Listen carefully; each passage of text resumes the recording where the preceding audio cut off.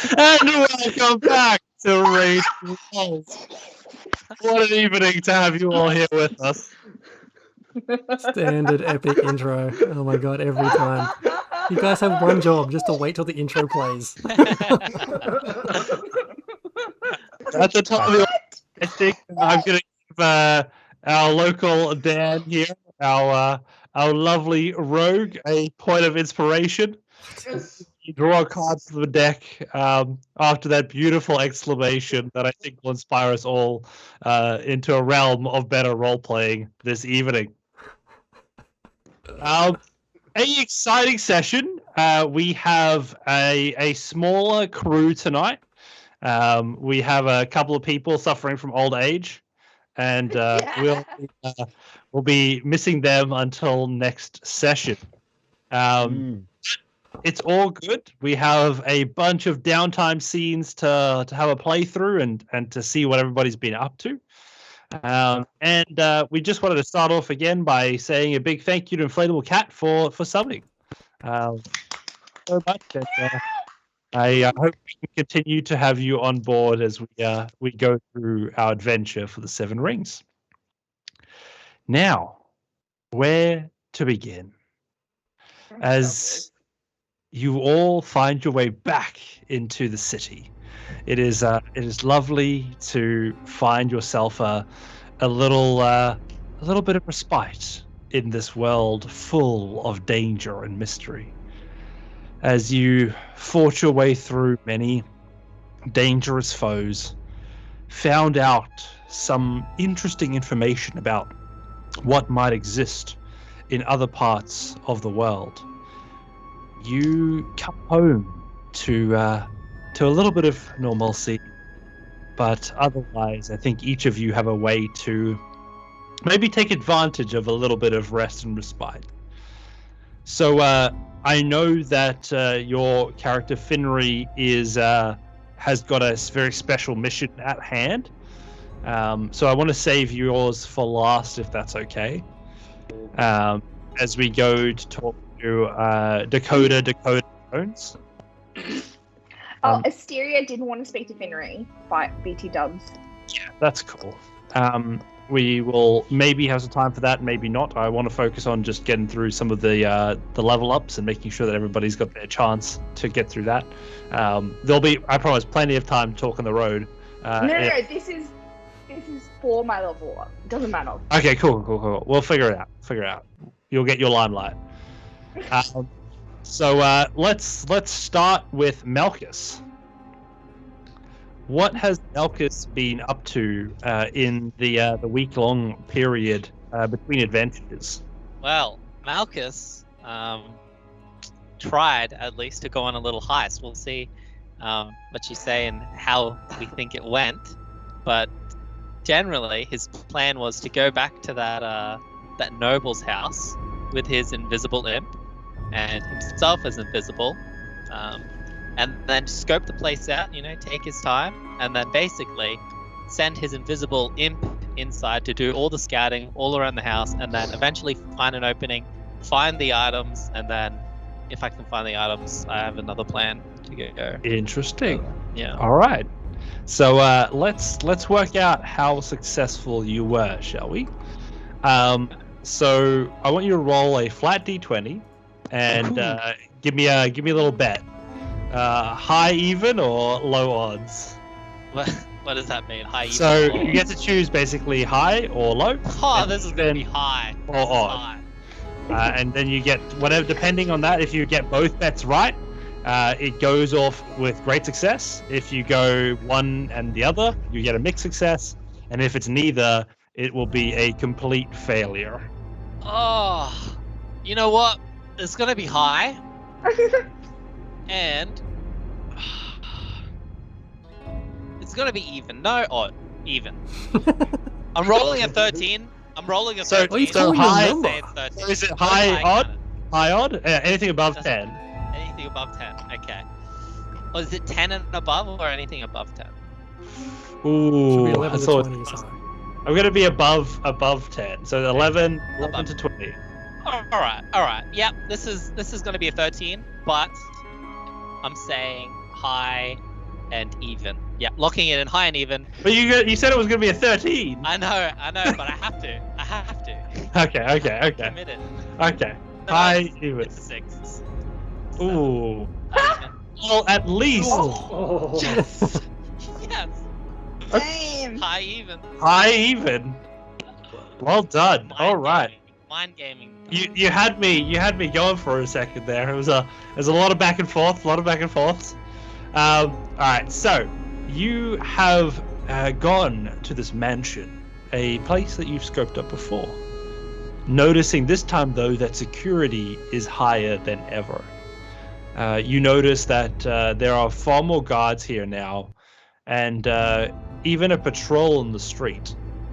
The heist, I guess the invasion of the Thieves Guild now has everybody a little bit on edge, as the town guard, having used this location as a way to sting the thieves and yourselves in that instance, is now making sure that nothing bad comes from this, no retaliation or revenge. As you approach, you switch subtly into your stealth form. Your imp bounding on your shoulder as you nimbly make your way through the mansion. You wait for a guard change as the gate opens ever so slightly.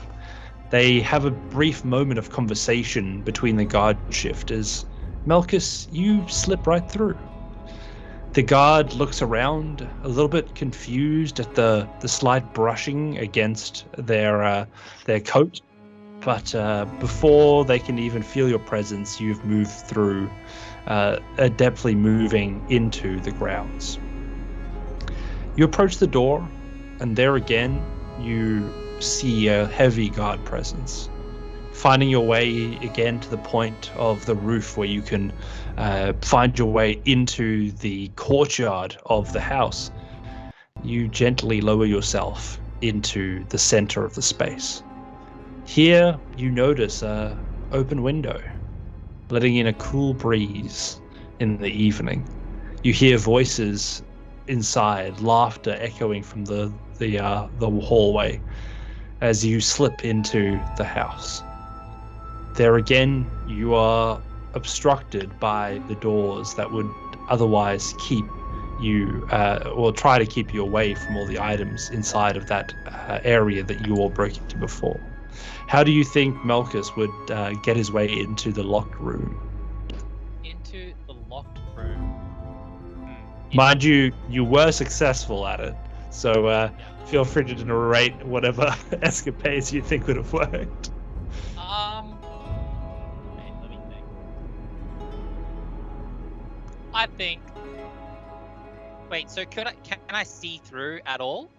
Like, is there even the tiniest sliver or gap? Yeah, I'd say that you would have been able to see through. There's a little keyhole. That's a misty step. As you look through the doorway, the keyhole there, giving you all the sight that you need in the candlelit room, you find yourself inside of the area, surrounded again by chests on all sides. Yeah. And then, not so much interested in the gold, but I will take as much as I can. I care mostly about the magical items. Beautiful. Roll a two D100s for me.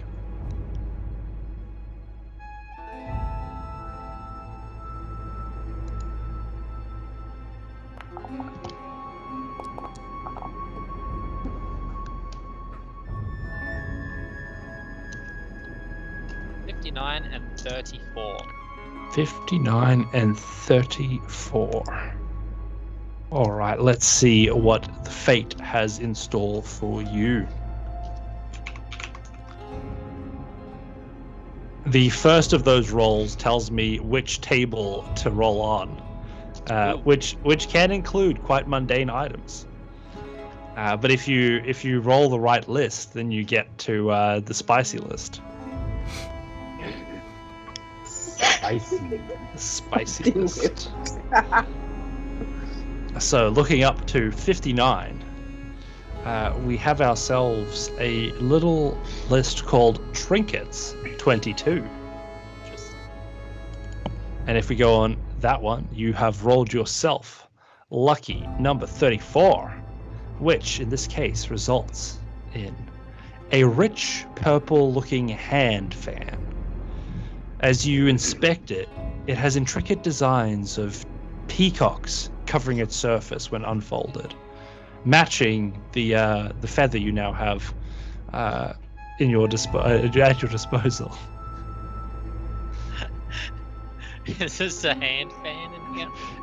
It has the magical potential to cool you if waved correctly into your general direction. Lovely. Okay, well I'll take whatever gold as well if that's the only missing item. You pile in a bunch of gold into your bags, not really willing to count it here in the midst of the enemy's lair as you were, and you start to sneak your way out of the area. Yep. Or recast, invisibility and all of that. As you make your way out into the garden, you hear a sound that it's quite troubling. You hear exactly that, a clearing of the throat.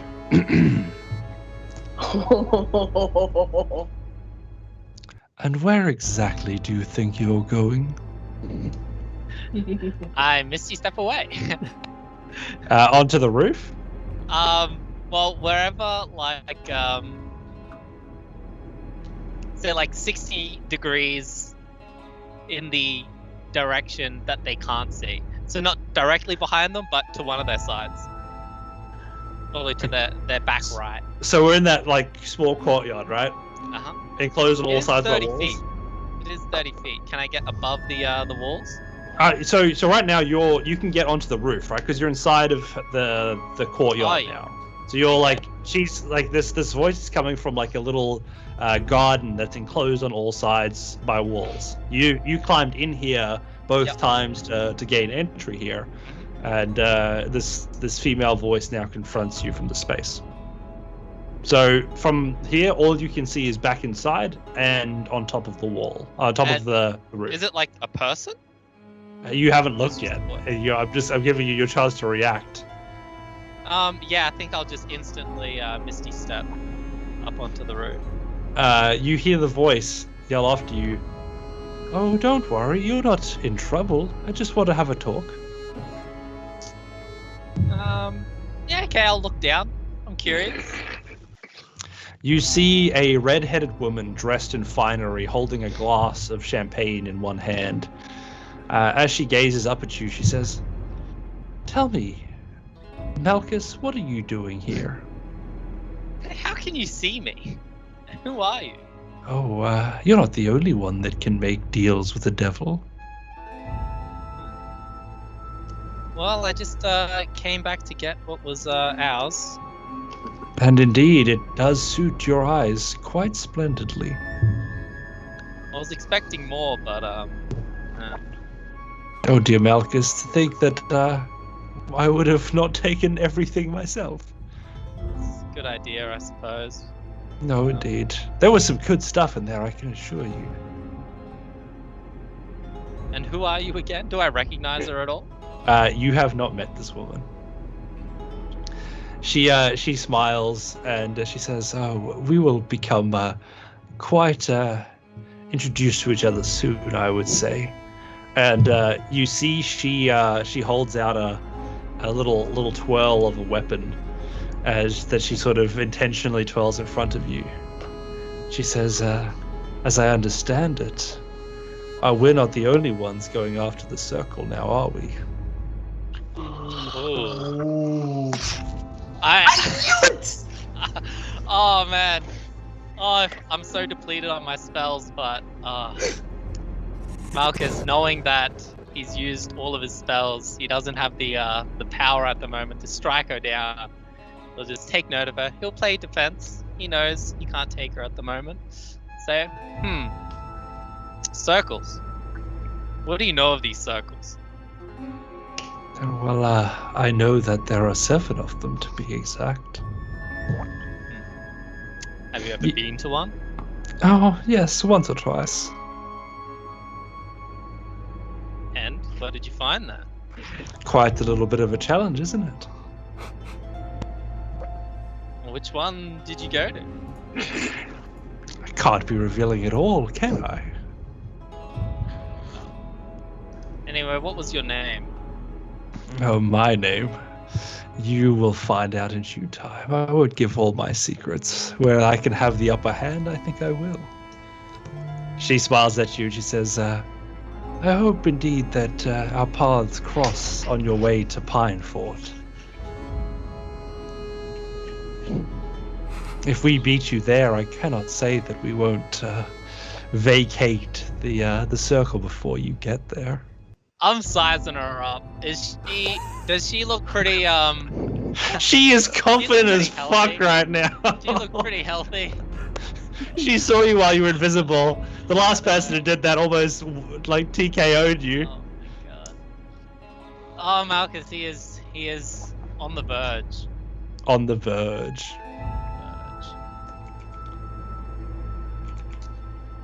Well, are you a friend or a foe? Tell me that now. I've been called both in my time. But I think to you, Malkis, we could definitely be allies. You see, I don't think you have a stake in this game. What do you mean? You're not wielding one of the 7, are you? I don't need that. And yet, I've got something better. oh, I think you do. This is the first thing of truth I think you've said all night. You hold something in your hand that makes this competition only matter that either of our groups succeed. If we succeed, then you succeed. If your party succeeds, sure, they succeed as well. But wouldn't you rather be on the winning side?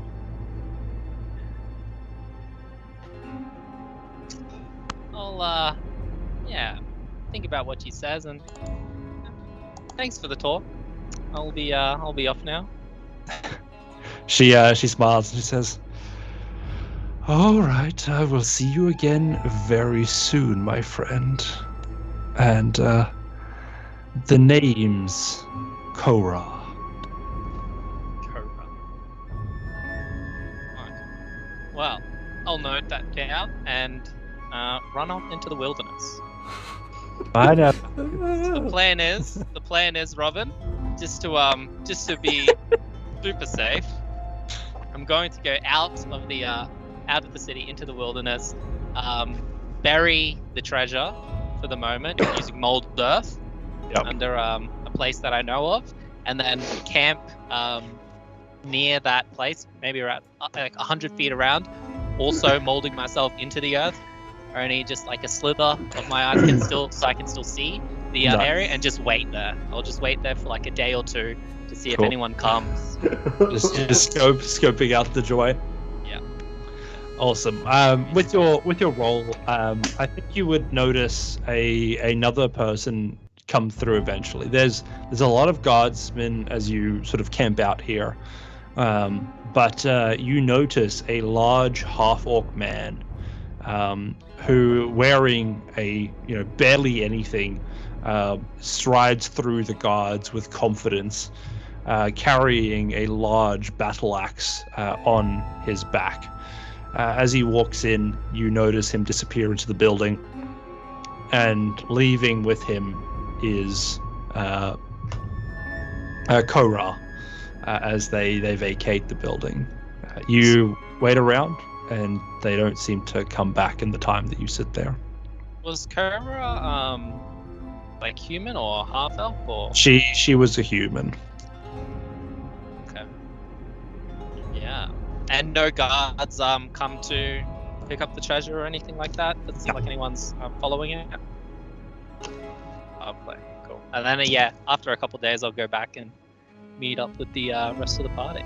Beautiful. And with that, your sneaking escapades land you a beautiful level 6. All right, let's do a heads up. Oh, okay. What has Asteria been up to? feel really underwhelming now. Okay, so basically, back when we were all in the tent, right? She wanted to speak with Finry. So let's all go back to the tent. As the night sparkles with yeah. the stars, you've all just had this big battle. You find yourself comfortable at last in a beautiful tent surrounded by your companions, and one in particular catches your eye. Wait, what? Me? Someone's Finry. talking to me? I was just narrating. Oh, right. I thought you had someone come up to me. Anyway, no. I'd be like, hey, Finry, are you asleep? I know you said you wanted to go to sleep, but are you actually asleep? Yes. Finry! Yeah? What? Finry! Yeah, what? Can I ask you something? What? Okay. What's up? Is everything okay? What's up? No, everything's fine. I just needed your help with something. Oh. So, you know how Yeah. you're like a thief? And you can write in thief? Like a thief. Okay, I am a thief. Sorry. Okay, sorry. So Yeah. you are a thief. So as a Thank you. thief, does that mean you know other thieves? Yes. Well, I was thinking we have a bit of time till the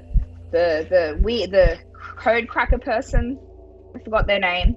Dakota Jones. Dakota, till we see Dakota. I was hoping if you could help me find Altalis. I feel a bit bad because I feel like her place got stormed because of us. No, I don't think that was so much because of us. I think that was more of an excuse. But I can pass on a message. Also, you won't help me find her because I don't really know what I'm doing. And well, you know, you're the one that seems to know this place, and you're the one with all the contacts and everything. It's not so much. It's just like I know a certain way of talking with the people. I don't know if I could be able to find her. I think that might. I can at least send a message and possibly see if she'll agree to organise a rendezvous with you. Oh, that rhymes. Ooh, that's pretty cool. Rendezvous With you. But how would she even know? Because she's missing, right? Or she's in the wind, right? Isn't that what you guys People said? who would In know. the wind. I can, I passed off a message to set up my meeting with Dakota, so I can write a message and leave it with some like-minded people, and ask them to pass it off. Okay. And then, yeah, what do you want me to say in this message? And I pull out a pill from nowhere, and I'm ready to go. I don't know. I didn't think this far. I just thought it would be fun to try and find it, but if we're gonna get other people to find it, then hi. Okay, hi. I hope Is that you're one okay. S or two? Asteria. Okay, yep. Well, Finry, wait. Sorry, it takes a lot. Hey, it's me, your girl, Asteria. Well, we kind of got interrupted by the main guard person. I was just hoping you'd be okay, and yeah, maybe we can meet, but I don't know if that's possible because you're hiding, and that might put you in danger. I guess I just wanted to say hi. I'm in Volvo for a week, and I've got nothing to do, and I need to level up. And I guess maybe We'll be leveling up something. Yes. What else should I say? I think that is absolutely fantastic. Let me just put up the Thank you. finishing touches on this. I have a week off. Winky face. Oh, make sure you do it with the 2 eyes, remember? Yeah. No. Okay. I'll read for the DM so he can pass it, so he can get this message out, because I'll do this during the week. Oh my god, did you? It says, "Hi, it's Asteria. I want you so bad. I long for your gentle caress. Perchance we could meet. I have a week off. Winky face." This is in Dean's cat, so I don't know what it says, Yep, right? no, perfect. Yep, no, that's good. Thank you for putting that out into the world. So what I said was okay, right, Finry? Yeah, I think that was absolutely perfect. You're really getting the hang of this. Thanks. I try. Yeah. What tips do you have for me? Remember, you really helped me last time. I don't know. You know, hygiene's very important. You know, in love and in life. Well, duh. Yeah. You know, just be safe and don't do anything I wouldn't do. Okay. It's a very small list there, isn't it? It's a very small list. So, let's get you to roll a d20 and give me the high, even, odd, Me? low roll. Okay. Yes. And hey there, Izzy Beth, welcome to the stream. Good to have you with us tonight. High odds. High odds, all right. Let's give it a whirl. Oh, knowing my luck, it's gonna be like low even. Oh wait, So how do I let's- roll this? Oops, sorry, I accidentally pressed 2. Shut up.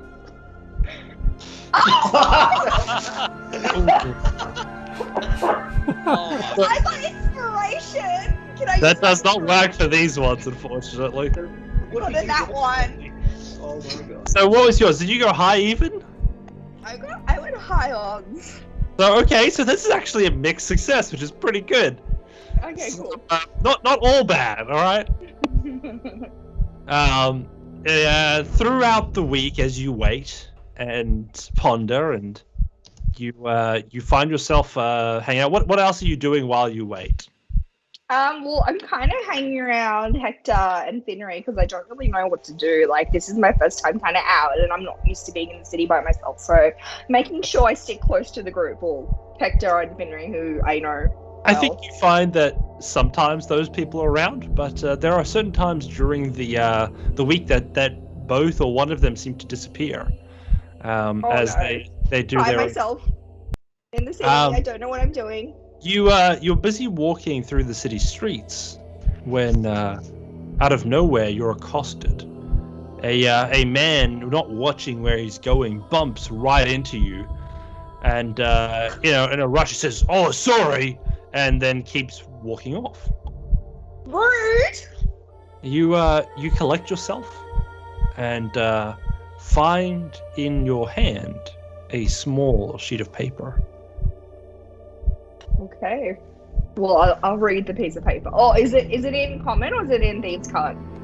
It is in thieves' cant. Damn it. I can't read this. Oh no. Okay, maybe Finry, because it looks familiar, right? Like I kind of know. You have the intelligence. You've studied in some of the greatest universities in this entire continent. Yeah, but like I've got a -1 to intelligence. That's also fair, you know. I'm But- wise. I'm not smart. You get the feeling that this is definitely a similar script to what was originally written. Okay. I'll go and try and find Finry to see if he can help me read it. I'm sure it's somewhere in that gap. You do manage to find Finry. Yep. And what do you say to Finry? So, this super rude person totally bumped into me and I fell on the floor. But then next somehow this paper arrived in my hand and well, I can't exactly read it, but I remember it from what you were writing and then I remember it from the tavern. I was hoping you could read it for me. Yeah, are you okay? You said you fell down. Are you okay? Yeah, I fell on my butt, but it's okay. I think I'm fine. It's cool. I'm level 5. No, I'm kidding. I'm sure Ultimus will kiss it better for you. And I grab the note. As you read it, it says, "My dearest Asteria, it has Are you been reading this out? I'll read it out, yeah. It has been too long already. It has been too long already since I last laid eyes and hands upon your starry night skin. Oh my god. It's gonna be R-rated. I cannot leave where I am now for risk of death, not only for myself, but also to you. So for now, my star-kissed beauty, Oh god. I must be apart. Yet know that when I look out to the night sky, I am with you in all but physicality. And then there's this weird part at the bottom that kind of doesn't really translate, but to my best summation, it says eggplant? Question mark? What? Very nice. And that is your correspondence. Oh, okay. Well, I guess that's it then. And your unrequited love is enough to get you to level 6. What's so sad? Oh my god, that is.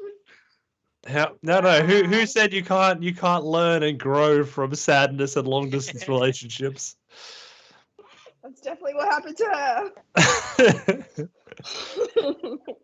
Fucking that one, man. Beautiful. Oh my goodness. All right, Hector. Yes. What is Hector up to in the week Hector's got that you have? a few things on the agenda for this week. Firstly, in the time he has on his own, he's going to be looking through Sinzar's journal he's been carrying with him for a while. And in doing so, he does spot the design for a strange contraption which is wearable on the wrist. And he thinks it's going to be really helpful for him to have this item so that it's, he's a bit more prepared should shit go sideways again like it did before. So he wants to try and hunt down a few supplies and then get busy tinkering somewhere in a workshop nearby. We're going looking for piece of rope, 4 daggers of any length as long as it's even, some brass balls like cannonballs, sort of size, golf ball size. Mm-hmm. And he also wants to pay a visit to the crystal smith that we spoke to last time. Beautiful. So most of those items are relatively easy for you to get your hands on. You go to Fantasy Bunnings and they have most of it in stock. Really good selection. They've handled production even prior to Magic, and so any of your mundane items easily there. You pay the gold, and you walk out there, the fine odor of 4 identical knives. And yes, indeed, Dan, you do walk out and find there's a beautiful smell of caramelized onion, a tomato sauce that smells of sugar and tartness, and all of that is there presented to you on a succulent piece of 2-day-old stale bread with a sausage that glistens in the sunlight as you find your way. That's a land shark sausage, right? Only the best at Fantasy Bunnings. Only the best. Yeah. As the shopping experience, very good, very very pleasant. You throw the coin to the sausage merchant, who you see on a sign they have it's going to those disadvantaged by the crystal occurrence, a charity fund there called Building Crystal Homes. And you make your way back into the city. Now, as for the rest of it, roll me that d20 and let me know what your bet is. Well, the results have been mixed so far. I am going to go with low even. Low even. Let's see how we go.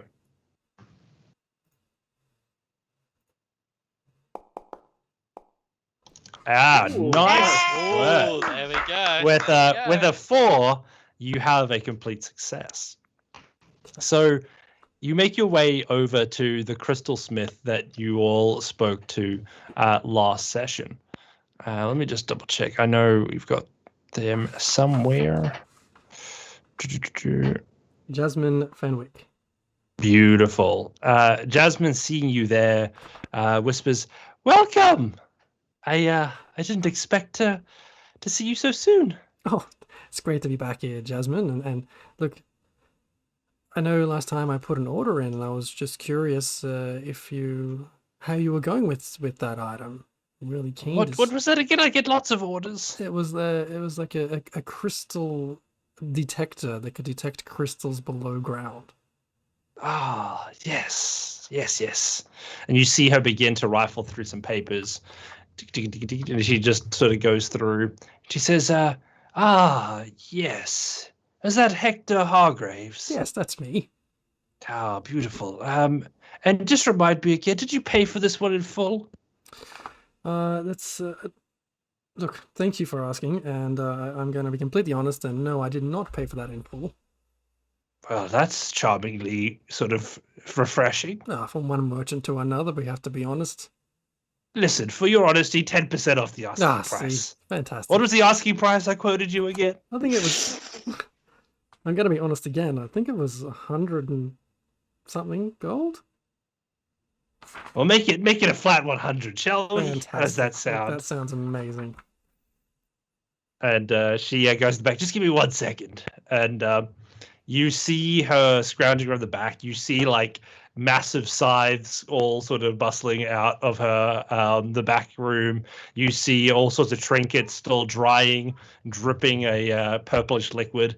You then go forward and see her scrounging through a chest, only to then stop at what looks to be a large handle to the left sitting up against a wall. She pulls it out, and you see a long handle on one side with quite an ergonomic grip. You see it looks to be operated by 2 hands, and at the base of it, in a circle, protruding from the handle, is sort of a crystal collection that seems to be resonating off of each other. As she walks out, she says, "Ah, yes, the crystal finder," and it is about a 4-foot long piece of wood that has been made into this thing.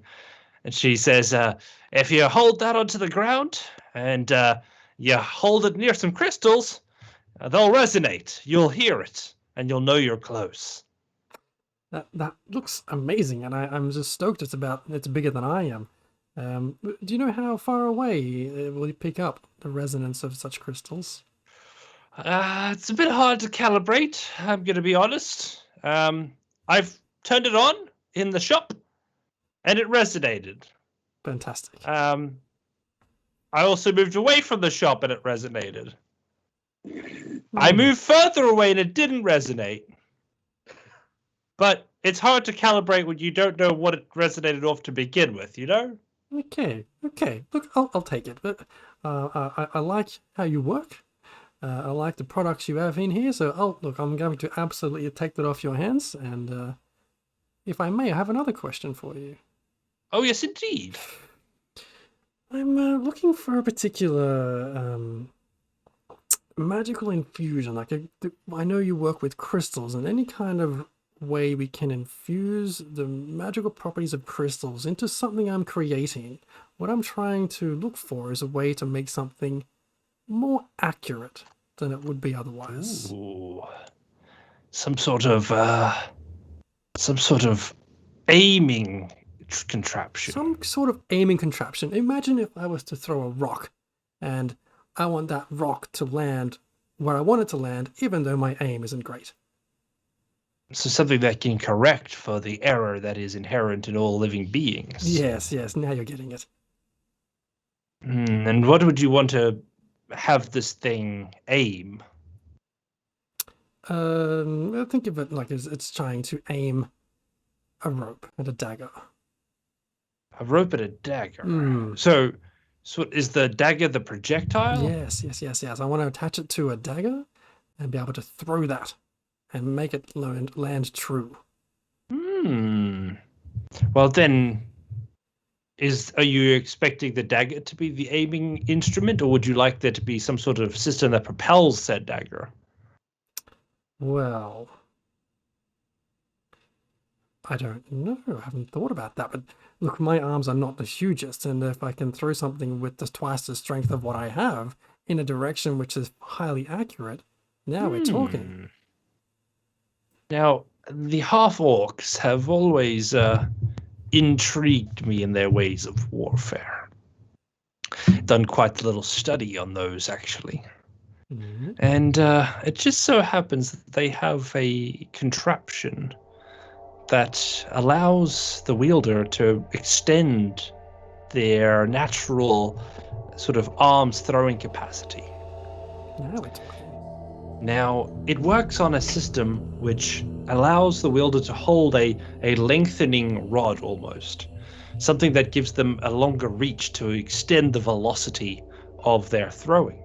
Now, the secret is that you have to then balance the dagger upon the edge of this thing so that when you whip the stick around, the dagger propels at the highest point of that arc to fire as far or further than you could throw. Maybe I'm overcomplicating things here. I do like that we're kind of spitballing ideas here.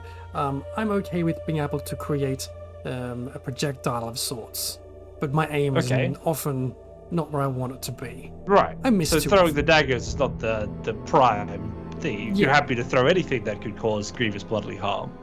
Exactly right. I can. My throwing isn't great, but I can make things go. So you have already the propulsion system. I'm working on the propulsion system. Yes, I have a design. So all you need is the aiming Yes. reticle. Yes, that's right. Well. All right. Let's see what I've got back here. And she says, if you bring me the firing mechanism, I may just be able to help you. Okay. I'll be back as soon as I can. As soon as I get it finished up. Look forward to hearing from you. Great. She says, on one condition, though. What's that? If it works, I get to produce it. We'll talk business if it does work and when we see the results. All right. Let's chat then. Okay, great. I want to go and see if I can build this thing then. So describe to everybody what it is that you're trying to build. Okay, I'm trying to build something which can attach to the forearm, which has a cross of daggers that have been curved up, picture like the inside of a blender, making the blender rope of pain. And on the tail end of that rope, 2 of those weighted balls to try and cause piercing damage, but also grapple at the same time. Okay. And there's an extra element I'm going to throw in there too. When I'm building it, I would like to soak the rope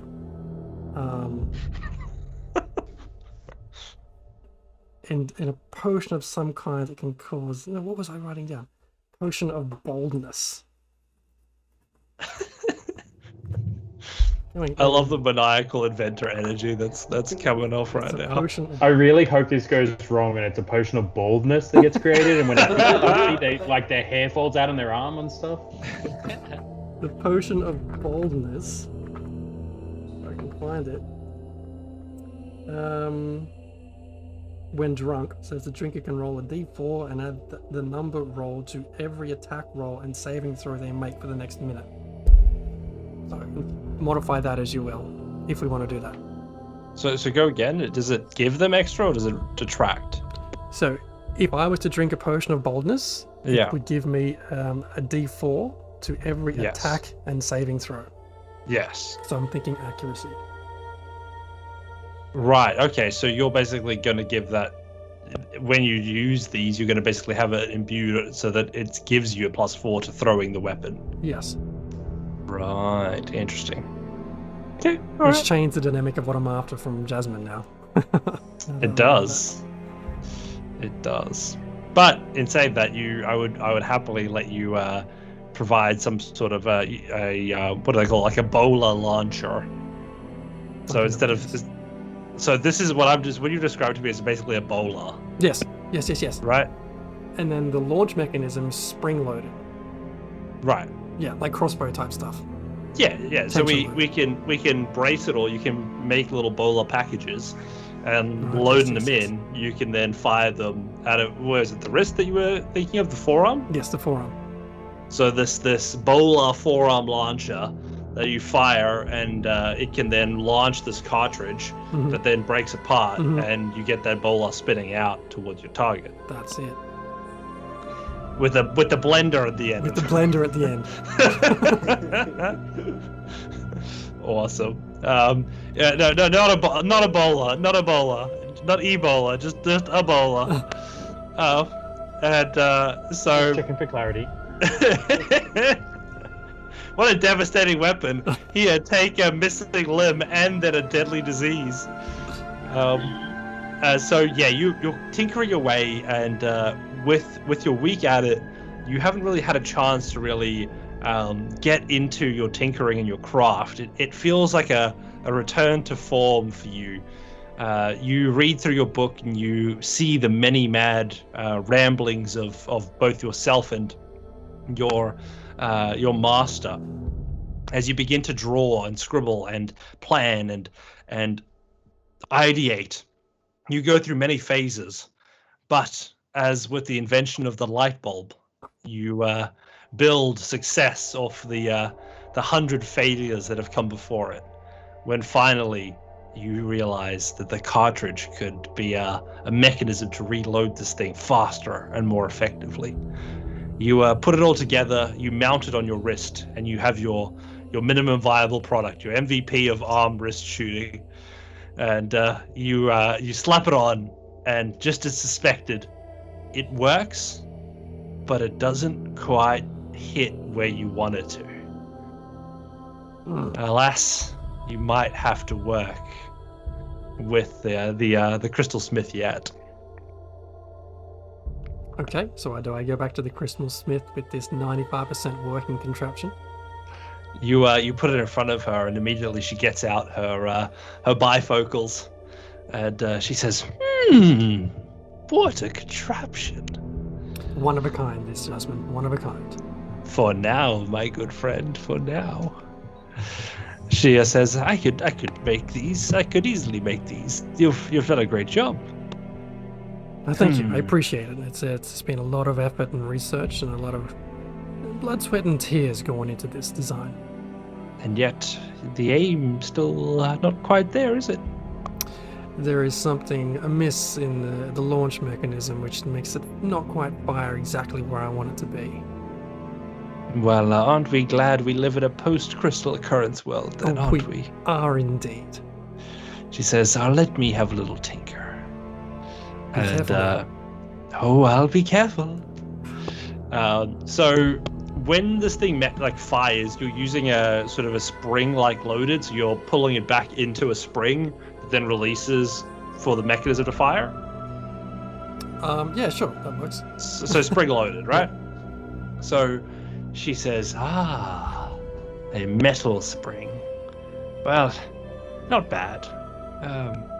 I've got one better though. She says, I have worked a way to create crystal and steel folded hybrid that can be molded in much the same way as steel can, but provide double the punch in certain circumstances. It doesn't work well for armor. It's far too malleable, and it amplifies the damage taken rather than preventing it, which is rather counterintuitive and not quite good for that application. But in this case, if we were to replace this spring, we might get you a bit more consistency. That sounds incredible. You can see Hector's eyes are super wide. He's almost salivating at the thought of this incredible spring. Would you be able to double the reinforcement of the firing mechanism? Otherwise, I don't think it will keep up with the new firing pin. I pick it up and look around again and just re-examine what's there, and I sort of nod. Yes, I think that can be done. And if we get this to work, I get exclusive production rights, right? And what do I get in return, Jasmine? You'll get your cut, as any good designer does. Mm-hmm. But what's 5%? 5% is measly pittance. Let's make it 25. Listen, now you're cutting into my profits. I can't run a business when I've got to pay the creator 25% of all credit. I've still got to cover all the cost of production. But 5% is nothing. Fine. 5% on every unit. I expect to sell this unit to every person that comes through the shop. Yes, off my design. Fine. We will call it 10, and that's my final offer. Make a persuasion check. Should have done 15. Any income is good income. This is passive. You've already done your hard work. Passive income for the group, right? Fantastic. 23. You drive a hard bargain. Fine. 10%. And I'll have that paid out to you when you return. I'll reach over and shake her hand. Looking She forward to shakes seeing the hers. result, Jasmine. She says, give me a day and I'll have something whipped up for you. Fantastic. And she immediately begins tinkering. You see her see you out, and she closes the shop. It's no longer open for business. As she sort of ushers me out, I sort of turn back to the shop and I say, Luna, Koshi, come on. And I walk out. And there you are. You wait your while, and you eventually come back the next day, and she's waiting outside the shop impatiently, her foot tapping. She says, "Finally, you're here! Come on!" Oh. And she ushers you inside, and inside you see sitting on this beautiful glass case. She's built this holder for it. As it stands at an angle, mounted in this sort of podium. She says, "All right, I've had to keep the original, but I've created a new one for you that you can use." And she pulls out this beautifully fabricated version of your MVP that seemingly has a bit more of a streamlined effect to it. She's taken that core design, and you see a beautifully smooth bracer that almost comes over back into the crook of your arm with a firing mechanism in it. You can see that it has the hinge to open up to load in these canisters. And when you open it up, you see the uncompressed purple glint of a spring that sits now into the firing mechanism. As she hands it to you, she says, "Now, what would you like me to engrave in it? I feel like it needs to have a little thing, something special. The first produced here in my shop." Wow. My insignia is simple. It's 2 H's merged in the middle. Done. And you see her begin to quickly tinker away. You hear the ding, ding, ding, ding, ding, ding, ding as she engraves. And you see your HH there, and she's underneath it put, of like the limited prints of stuff. It's like a 1 out of a certain number. She's just put 1 out of many, and give it that to you. She says, "A pleasure doing business with you. I hope it serves you well." Jasmine, it looks fantastic. I'm sure it fires true. We'll keep in touch, you and I. Oh, I hope there's many more ideas you come to me with, Hector. I shake her hand again, and I walk out with my shiny new bracer. Nice. And with that one, you find yourself for the rest of your week going relaxedly and preparing for the journey ahead. Now we have Dr. Harm and Rab. What is it that you spend your time doing? Sunbathing, really? Nothing in particular. No. Nice. Nice. No. So, Rab, after we kind of had that meet up in the tent, we were hanging out with Elizabeth and hearing all about what was going on last time in Leblef. And, Harm was kind of returning to Avolo after that evening, and Anubis called to him. So there was a little bit of a little go and meet somebody and just do what they say. As you know, Harm is very, very obedient to Anubis. So he went and was given a potion to drink, had no idea what it was going to do. Turns out it would kill him. So Harm was momentarily dead, which is how Anubis has the best conversations. What happened after that was that Anubis spent that time in the ethereal between worlds of life and death, taking him through the instructions about how he was going to complete a bunch of executions that would help him join the higher ranks. It was a bit of a death ritual that you can only really understand when you've been killed and are dead. So it was an interesting little process of being killed, being given instructions, and then being returned to his body. There's a little town that's not far away from Avolo called Asios. Is that a correct pronunciation, Dimadoon? Yeah, it's all right. Okay, so outside of Asios, there's a small encampment. Some friendly-looking fellows were there, and Harm kind of rocked up, very silently, completed a complete massacre and murder of them all.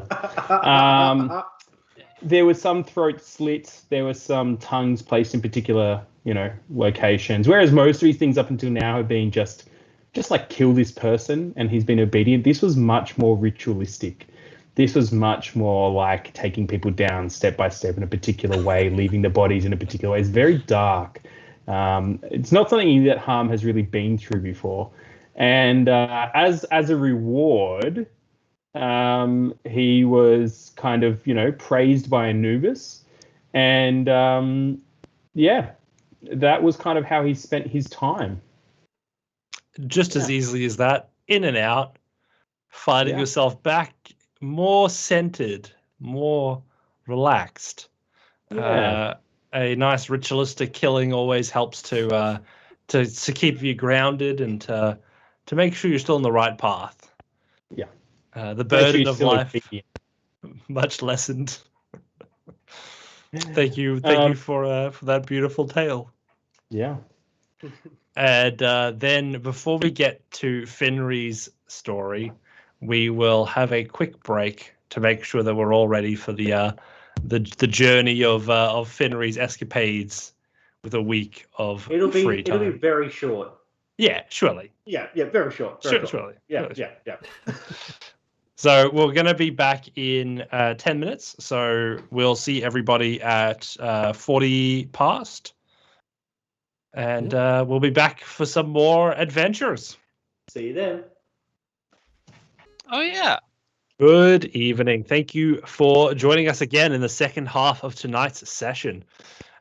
We were just doing some accounting off stream as the party begins to figure out how much gold they have accumulated over the course of the campaign.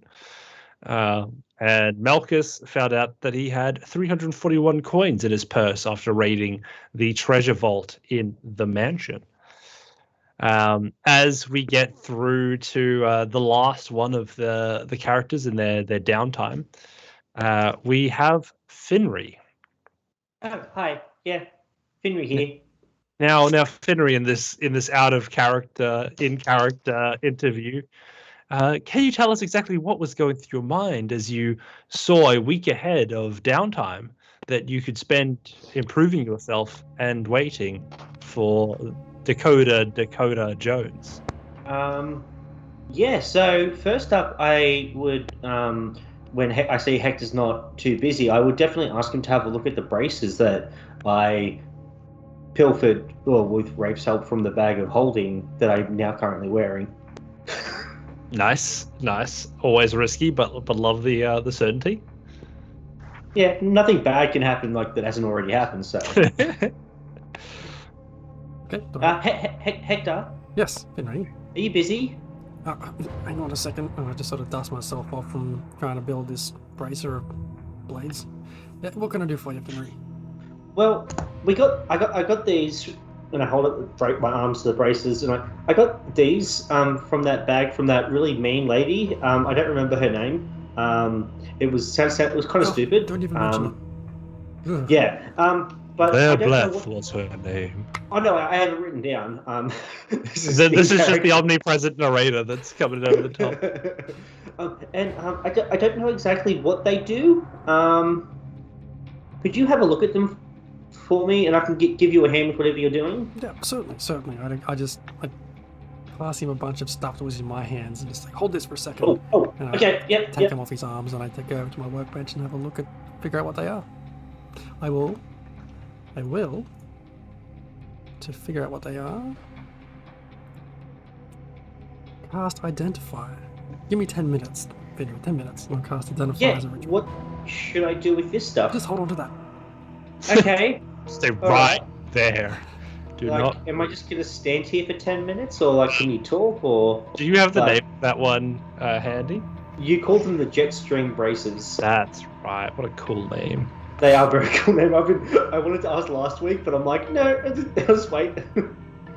So, Hector, before you came to our this country, like, what did you do? Did you have a family? Are you married? Do you have kids? Yeah, all of the above, but What?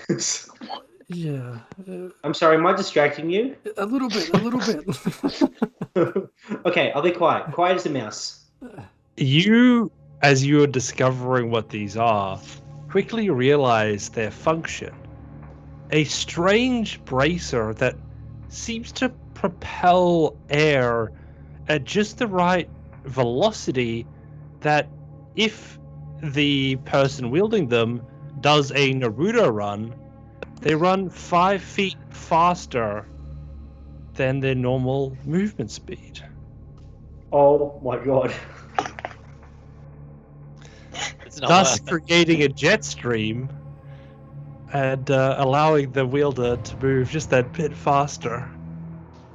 You'll be able to see an example of this on our YouTube channel when Dan actually gets a pair of braces and records himself running around the backyard chasing his cat. Hell yeah, are we doing this? Yeah, to activate these braces, throw your hands behind you and run as fast as you can. Fuck yeah. Now my speed's at 30 feet. Hell yeah. Yeah, so whenever you're walking, like everybody else is just on a casual stroll and you just like throwing arms back. Yeah. Yeah. We gotta get there. But first, let me have a flashback of a flashback. Well, the entire story happens in the flashbacks. It's beautiful. Yeah. Okay. Does Hector tell me this? Yes. You're Hector. I'm Finry. Like, yes. Sorry, I'm Hector. You're Finry. See, I've been so Yes. deep in it. I put him, strap him back onto his wrists, and I take all the junk off, my tools off him, and say, "These will just make you go faster than you've ever gone in your life. You can run like the wind." How do I do it? You point it behind you like little jets, little shooty Yeah. things, and run. Yeah. And I run. Yes. No, I say I actually run. I start running around. I start running around the workshop. And you feel the energy on your wrists begin to vibrate as poof. You feel the small gust behind you as papers start to just fly up as you move at precisely 20% faster than your previous max speed. Oh wow, this is amazing! I wonder if they also like help with my talk no jutsu. And that we'll find out at a later stage. Oh, thank you so much, Hector. What are you working on? Do you need a hand? And I literally like I walk over and I touch a beaker and I just knock it over straight away. He gets a massive slap on the wrist and just like, no, no. I want to help you. No. I'm good. You can help by going and sitting over there. You just keep still. Keep still? Don't touch anything. Do I have to be still in here? No.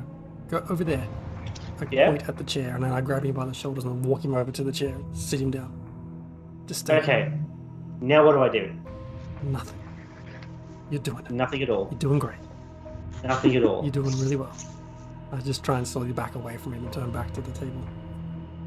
I'm immediately behind him. Yeah, but what are you doing? Your new jet stream braces mean that you're always one step ahead of them. Okay. Cool. And I'll leave you to it then. And I'm just gonna start walking out, and I'm gonna like deftly balance a dagger on my fingertip and walk out. So. And then I suppose I'll spend the rest of the time, trying to improve my dexterity with my hands, like practice with my mage hand, like lock picking and being a bit more sneaky with it. Occasionally I'll pop in and just like see if I can get something past Hector without him noticing, but slightly move something with my mage hands.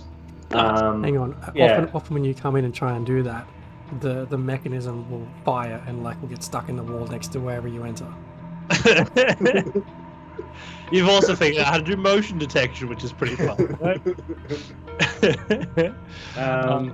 And then the rest of it,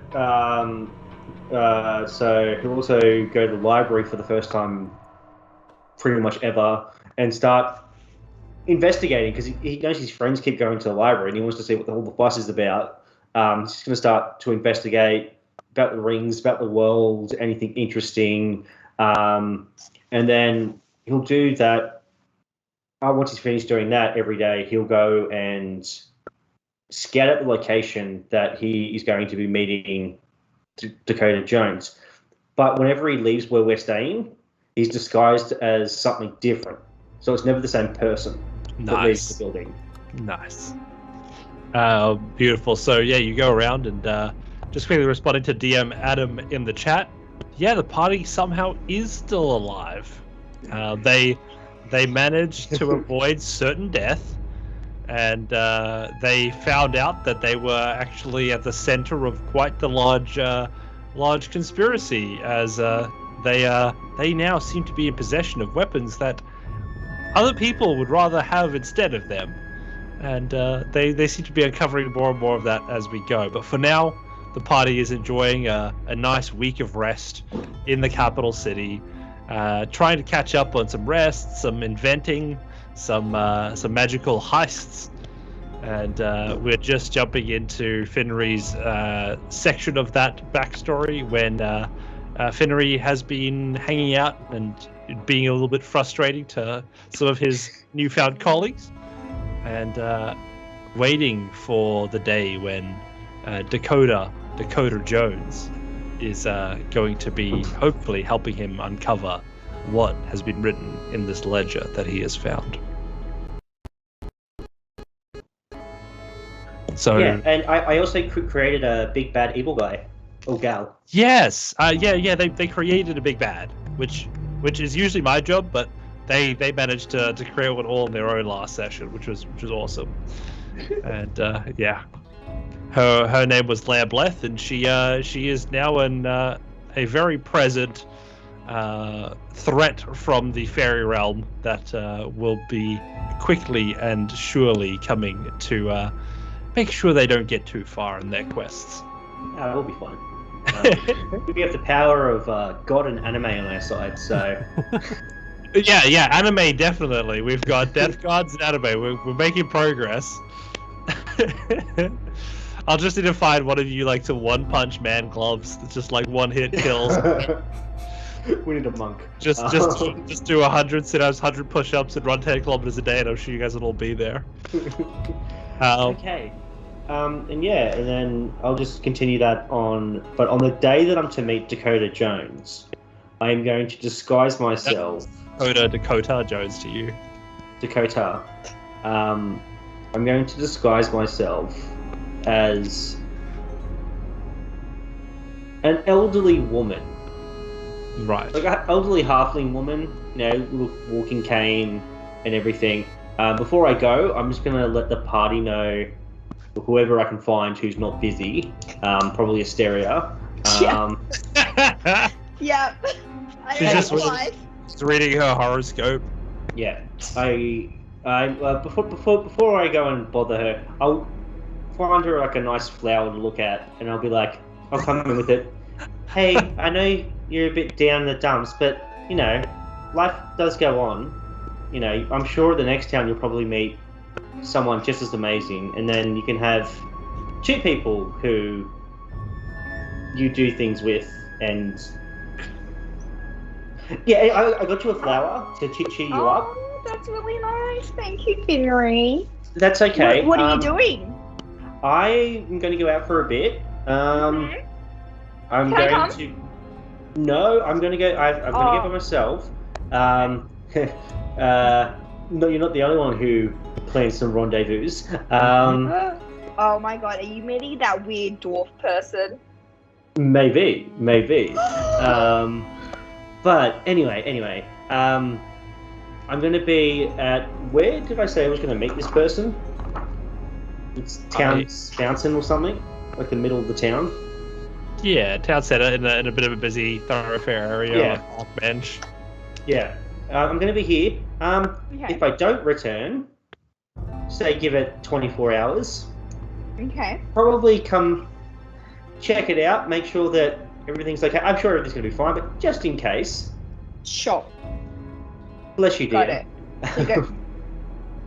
So you go to the town square. We're good. Town square. Yeah. I'm probably fine. I'll probably be back tonight. Regale you with the story of something. I don't know. You seem down in the dumps. Why don't you go see if I think Hector needs some help. Sure. You should definitely go see Hector and give him I some will help. do. And I'll let him know you're going to the town square. Yeah, okay, thank you. And just if you see Malkis, I didn't get a chance to say it to him, but he's got a little bit of dirt behind his ear, and it's been there for like the last couple of days, ever since he got back from wherever he went. And yeah, I don't know if he's noticed it. I don't know if he bathes. I don't know. And Harm, I don't know. He's a bit weird. I don't know where he went. Don't bother him. He disappeared for a bit, but maybe just don't bother him for a bit. Okay. He seems. Yeah, a bit edgy, but Yeah, he had a bit of blood behind his neck. Not sure what that was about. oh yeah. It usually comes home with blood on him, so we don't ask questions here. But yeah, chin up. But don't forget, we're all friends here. If you need anything, let us know. Go have a chat to Hector. Yeah. He needs some company. He's been by Okay, himself. I'm going to go to Hector. Okay. All right. Bye. Be safe. Bye. Always. And then I walk out, and as I don't do. I think. noted. It's a very long list. And as I walk through the door out into the street, I change into the old lady. Beautiful.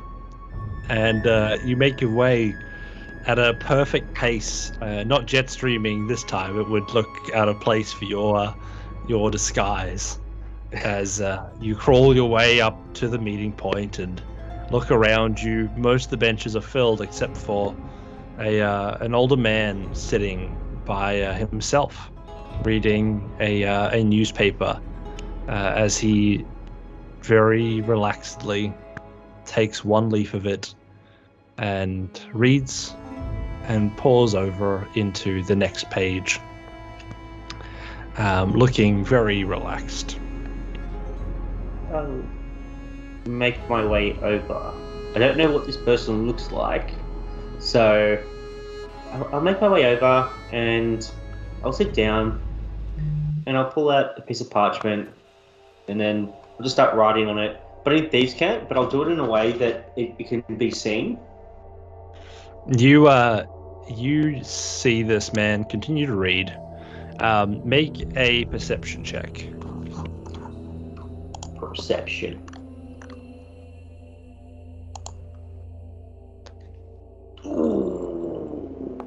Can I use my inspiration on that with the 7? You may. I will. I think I will. Alright. Top, bottom, middle. Middle. Middle. All right. As we draw the deck of fate. Oh, yes, it's 7. Is it? That's a nice 10. Yes, that makes it 17. Okay, 17 perception. 17 perception.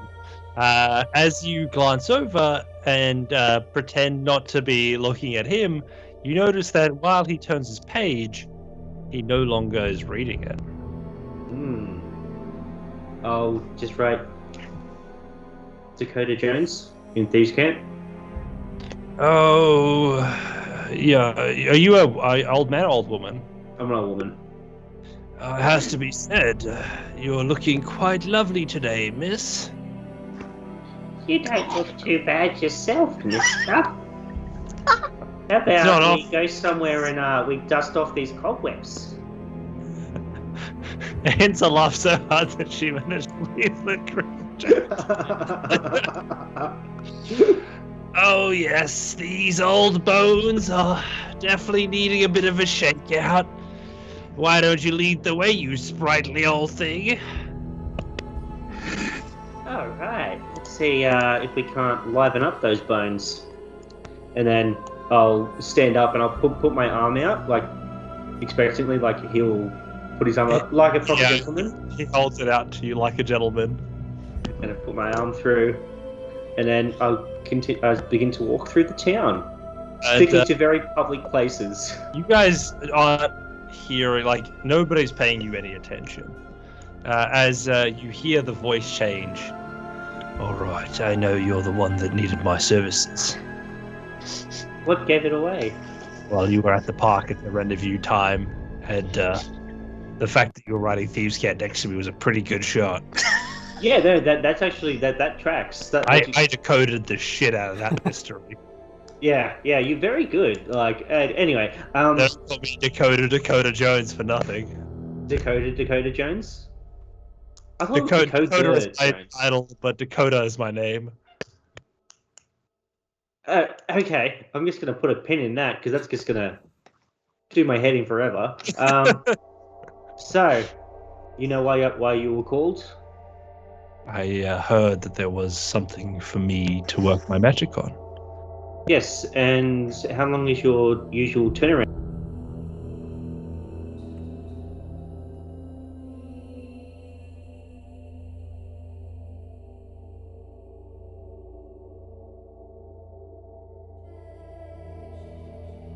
Have a clear idea. I don't have a page per se, but I have a date. All right, what date are we looking at? The date the crystals. Oh, you're talking about the good old 000 there, are you? Yes. It's convenient that we started that new in our calendar when the crystal occurrence happened. It makes things interesting, but it gets a little bit confusing when trying to like figure out the length of time between what was and what is. Yes, no, indeed. And I'm sure after a bit longer it'll make a bit more sense. But right now, in the crux of it, it's a bit tough. I appreciate that. We're in 5 and I'm 25, so it's Yeah. You know, people often are like, "Hey, when were you born?" And I was like, "Well, that's a good question. I guess I was born on 20 BC, 20 before crystals." And but when I was born, that wasn't BC. It was at that time it was just 1050. And now we get to this point where we've got several different time systems, and people still tell me that I should, adopt the metric system. But here we are. yeah. So people just want a lot of things. But anyway, is there somewhere we can go that speak a bit more privately? He says, "Well, you've just found yourself in front of my little abode." Nice move, Dakota. He offers you a hand into a door that is on one of the sort of side streets. Okay, so I'll head in with him, but as soon as I get in, I'm like checking everywhere just in case. He drops his disguise almost immediately, and you see a dwarven man with glasses that provide quite the good magnification on his eyes, is giving him quite a comical look. That his eyes are bulging from his head. He says, "A cup of tea, then." That would be lovely. As I drop mine, and he sees Finry. A bit more sprightly than I expected, but not an unwelcome sight. And he makes a cup of tea. All right, find if you can just leave that here quickly. I'll as you peruse the tea, I will try and find your date for you. Thank you very much. And I'll give him the book, and I'll pretend to drink the tea. Sweet. He doesn't care. Yeah. He goes through and he begins to give it a perusal, and you just see him go, Oh, interesting. Huh. Did you find something? There's a lot of names in here. A lot of interesting details. You weren't involved with any of this, were you? Not per se. I'm more looking for 2 people. Do you have their names? I do. Shit, what were the names? It's been so long there, but it's been so long. You didn't think that would come up during the session? No, I literally did not.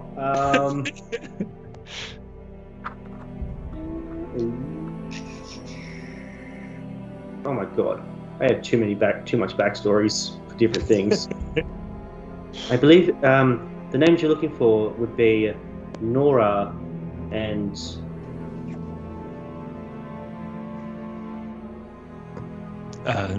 Naomi.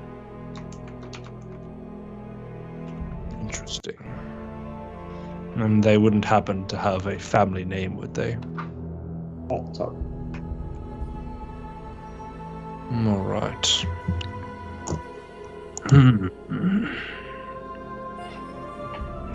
Yes. Now, was Nora older than Naomi? She was. Interesting. I see names here that might match them. They look to be records of a trade.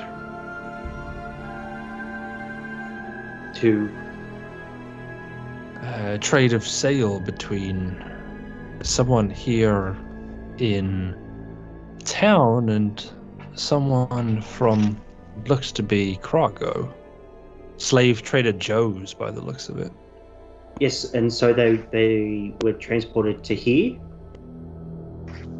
All this notice says is that it was part of the transaction happened.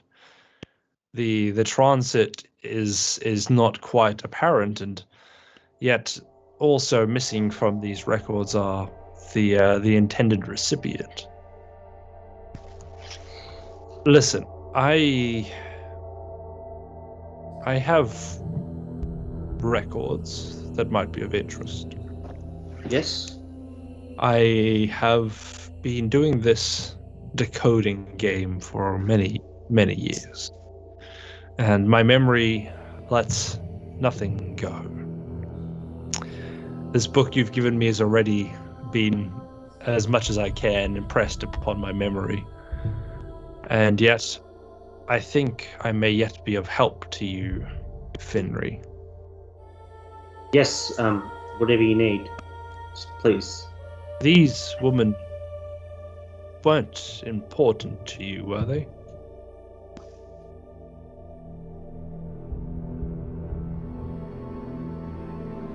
Acquaintances? But very obviously he's lying to try and save face. He looks at your response, and he goes and grabs a bottle of liquor, and he puts a glug or two into your cup, and puts a glug or two in his.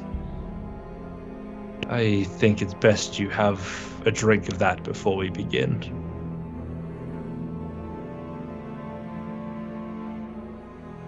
I'm very wary. He drinks his cup, like without hesitation. Okay. I'll match. I don't know exactly where to begin on this one, but we often get little notices and whispers through my network of people that have come and gone and those that go into service. As you imagine, after the crystal occurrence, there was chaos. I'd made a bit of a name for myself in uncovering some of the historical texts of some of the gods that we now worship. They brought me on to understand what was long lost knowledge. You know, we had manuscripts of thing we now understand to be magical rituals and casting procedures that, given what we now know, would have been immensely useful, but over time, without magic in our world, all of that became to ruin. Nobody understood what they were anymore, and all that's to say is that when the crystal occurrence happened and my knowledge of these ancient scripts were first and foremost, I came into some powerful circles. I read a notice of one Nora and one Naomi. And yet, I am afraid that the acquaintances of yours may not be as you once knew them. What do you mean by that? I read of Nora. She was a strong woman by the account that I read. And on the journey here, as some of the transporters were attempting to have their way with one of the other passengers of the cart, Nora fought against them and attempted to prevent any damage to come to her fellow passengers. She was killed on sight. They could not have her disrupting the rest of the journey. And was Naomi with them? Naomi was. She made it here, which was fantastic. It's not many did at the time. But she was given to worshippers of a god that relishes in sacrifice, my friend. Is she still with them? Is she okay? She is with the gods now. But there has to be a mistake. Check your records again. They can't be. They can't be gone. There's no mistake, friend. Have you ever heard of the Church of Gragnell? No, I haven't. They operate quite frequently in Krago, and as the story goes, they've gotten a lot more prevalence now. He is known as the many-armed god, and he gains power by taking the limbs and bodies sacrificed by his people. He has been in a war with Abaddon for millennia, as the text would have it.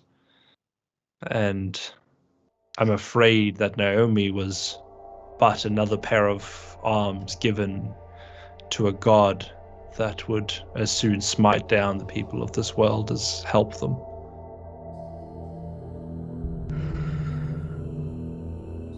They're both gone, my friend. I wish you brought me better names, but those are they.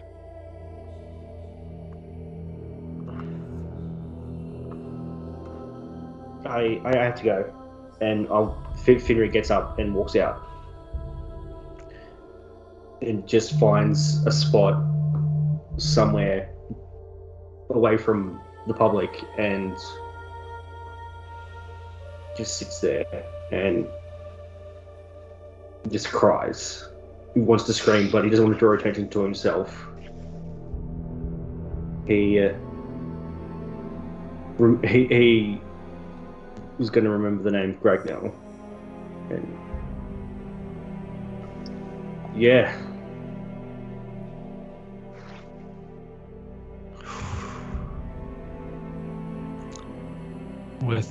With a heavy heart, Finry, the sun rises and falls on your back as the chill of the evening doesn't seem to make a difference.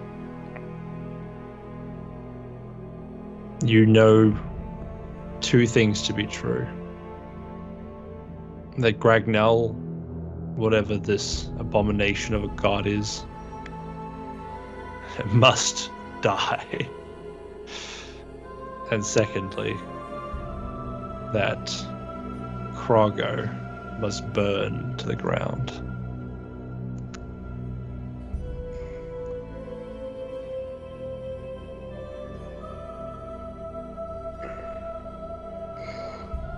And with the resolve of the knowledge and the future that requires resolve to do what must be done to avenge those who have been taken unjustly from you and from this world.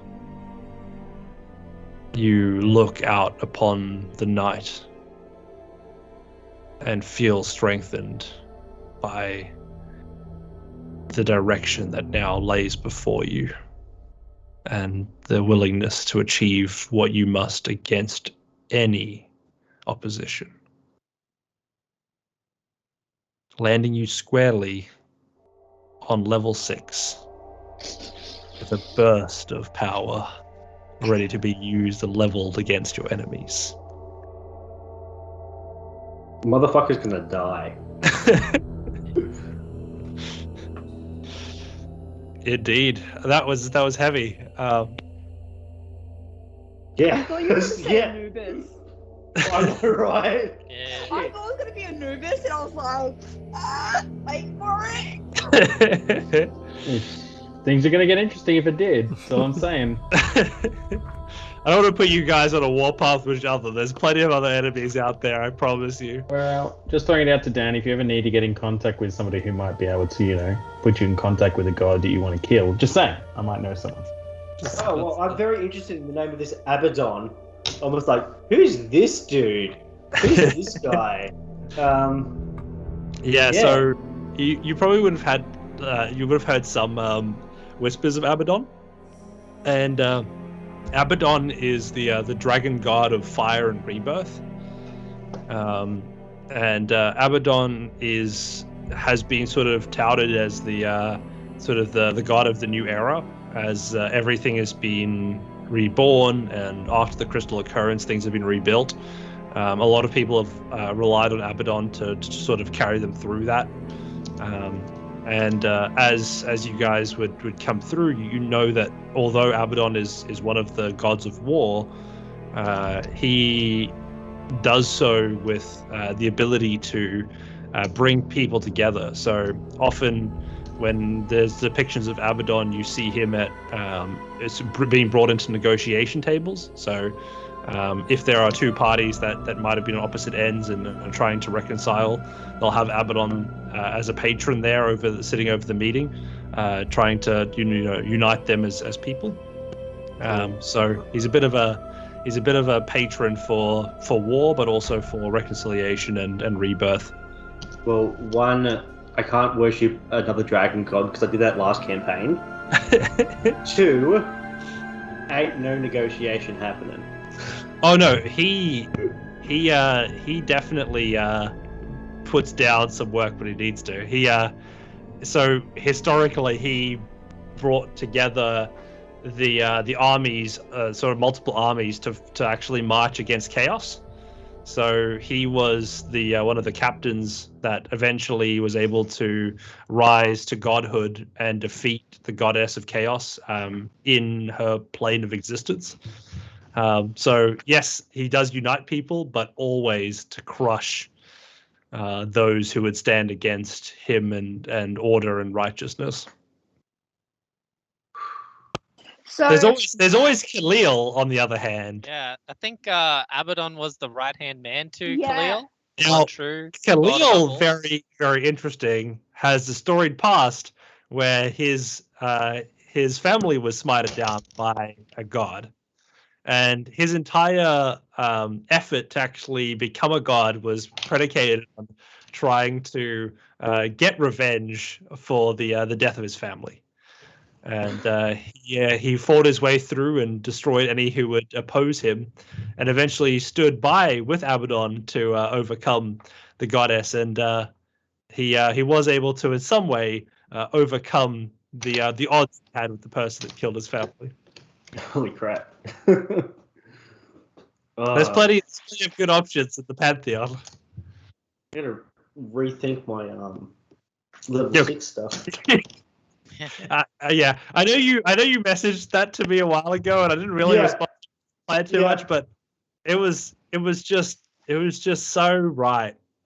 It was hard, but it just made sense. Oh yeah, I was like, everything's gonna be fine, it's gonna be good, gonna find them, gonna carefree and everything, and he just dropped that on me, and I was like, oh fuck. Oh. I've been holding that one in a hole this whole week as I've been preparing for these sessions. It's the only session I knew for sure what was going to happen, and I was like, oh no. Oh, holy shit! Well done, Robin. Well done. Well done. You Well broke done. Finry. You broke I- Finry. What a right turn for, I think, Finry's characterization. Yeah. This is one to Oh, unpack in crap. recaps next week. Yeah, Oh, that'll yeah, be 100%. good. Now, I don't want to do too much beyond that because I think that was really good. I don't want to take away from what that was. So I guess No, definitely.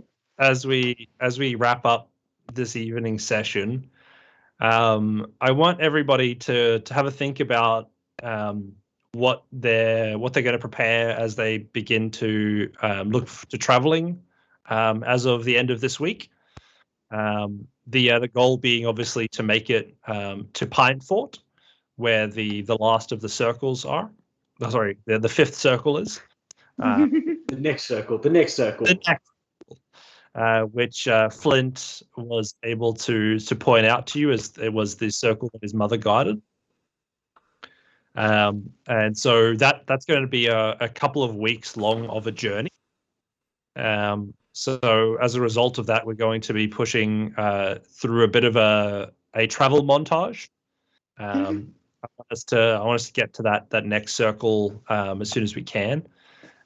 So next session will probably be the travel montage. We'll have a couple of fun road encounters, and there's a couple of things that I want to sort of show as you travel through the world. It'll be a bit of a road trip. So if you have any RP that you want to do with any of your fellow members, that'll be good. Otherwise, expect some combat. Inspect a puzzle or two. Oh no, not the puzzle master, please. No, not the puzzle master. There's puzzles that exist outside of his domain. And he's trapped in his domain. He can't hurt us anymore. You know, you guys You really say that, but I you don't just trust hurt me Robin. with that one. I am a bit at how to bring that guy back. It's his realm. He's in control of it. He got stuck in one puzzle, but surely with Eternity, he'd work out how to get out, right? He would find cracks in his own world. Surely. Yeah, he kind of been that good at actually making those puzzles, you know? I know. We survive them every time. Oh, you know what? He has a twin or something in different realms. He has like Surely he sibling in has different minions. realms. Just has minions. Zim just turned up in his room with the The cup. puzzle master was my brother. I am the puzzle constructor. The puzzle master never truly reveals himself. Can't wait to meet the puzzle architect, the puzzle bricklayer, the You're puzzle planning. carpenter, The puzzle fitter is going to be a bunch of different puzzle tropes. Sparky, the whole building. Don't make the puzzles. I just put in the electrics for it. No, so yeah, we'll hopefully see a bit more of the landscape as you guys travel through. I'm hoping to give you guys a bit of a tour of all of the different crystals that you might pass. See some of the interesting landmarks. Learn a bit more about the world's history. So hopefully that'll give you all something to look forward to. And please, if you guys are jumping into any interesting ideas or want to run through some stuff, obviously let me know and I'll make sure we have it ready for next session to show off a little bit to the stream. Anything else from anybody before we wrap up? I just want to say a quick, everyone, I know things are getting a bit dicey here in Australia. Just remember, stay safe. Don't forget to love each other from afar. Yes.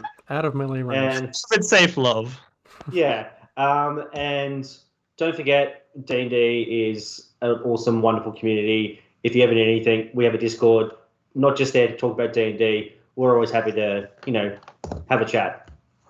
And there's always groups going that are looking for more members. And as always, I think D&D has probably been the one thing that's gotten us all through the big lockdown and now continues to provide that bit of joy every week during our, the next Well, it was because of lockdown that Raging Rolls even started, wasn't it? This is true. It's the rage against downs. It was It's Rage Against the Downs. I said lockdowns, not the downs. Wow. That's a different message and I don't support. Wow. Robert, I can't believe you said that. Gonna be the team of I apologies this week on all the socials. As always, please don't feel bad or guilty about reaching out to loved ones or Beyond Blue in times of trouble. And know that this community will always be there to welcome you and make sure that you have a home somewhere on the internet to feel safe and supported, even if I take away key characters and their families.